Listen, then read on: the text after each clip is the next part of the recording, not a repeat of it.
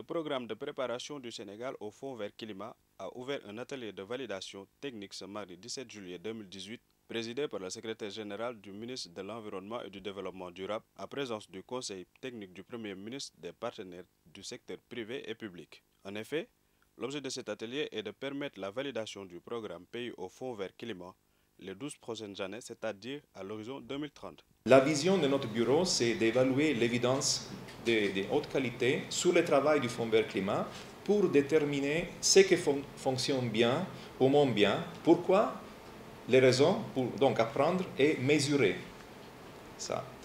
Comme le Fonds vert climat est une nouvelle organisation, c'est primordial de comprendre ce qui fonctionne ou ne fonctionne pas et comment changer ou améliorer pour mieux faire opérer les programmes du Fonds vert climat. Il inclut les programmes readiness, les programmes préparatoires. Donc, les principales responsabilités de notre bureau sont l'apprentissage surtout, l'évaluation pour générer des évidences de qualité, les soutiens consultatifs et renforcement des capacités internes et aussi des entités accréditées, et être à la frontière de la pratique de l'évaluation. Nous devons privilégier nos entités nationales, et moi ça je le dis toujours très clairement. Nous, on a la capacité d'avoir les premières entités nationales au monde, le centre écologique. J'espère qu'on va pousser la Caisse nationale de crédit agricole pour être accréditée et d'autres vont venir pour qu'on puisse, à partir de nos propres institutions, qu'on va renforcer, mettre en œuvre les projets. Cela va sans dire qu'on peut solliciter d'autres entités, mais il faut qu'on mette le focus. Aujourd'hui, si on fait le point des projets du Sénégal et sur le pipeline des projets, il y a beaucoup d'entités internationales alors qu'on a des entités nationales. Et ça, ce n'est pas très réjouissant de ce qu'on a négocié sur l'accès direct. Beaucoup de jeunes ont rejoint cette équipe du Sénégal de négociation sur les finances.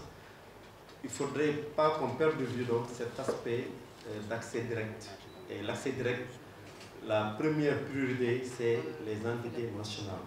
C'est en cela que le COMNAC, qui est le Comité national changement climatique du Sénégal, se félicite pour être un partenaire privilégié de la DEC et de l'AND en les accompagnant dans cette consolidation du programme pays. Parce que comme vous le savez, le Fonds vert climat est un mécanisme financier qui a été mis en place par la Convention cadre des Nations Unies sur le changement climatique pour accompagner l'accord de Paris. Aujourd'hui, nous nous réunissons dans le cadre d'un atelier de validation technique du programme pays du Fonds vert pour le climat pour ce qui concerne le Sénégal. Et comme vous le savez, le Fonds vert climat est un organisme mondial qui réunit plusieurs pays regroupés en deux sous-composantes, la sous-composante des pays développés et la sous-composante des pays en développement. Naturellement, le Sénégal est dans la deuxième sous-composante et le Fonds vert appuie les pays à travers des moyens financiers pour leur permettre d'élaborer des programmes qui pourraient mobiliser des ressources afin de faire face au dérèglement climatique. Donc, au Sénégal, nous avons entamé un processus qui a démarré depuis des mois et qui a réuni l'ensemble des acteurs. Nous avons d'abord recueilli les préoccupations des acteurs locaux au niveau des régions, ensuite au niveau national, par compartiment ou par secteur.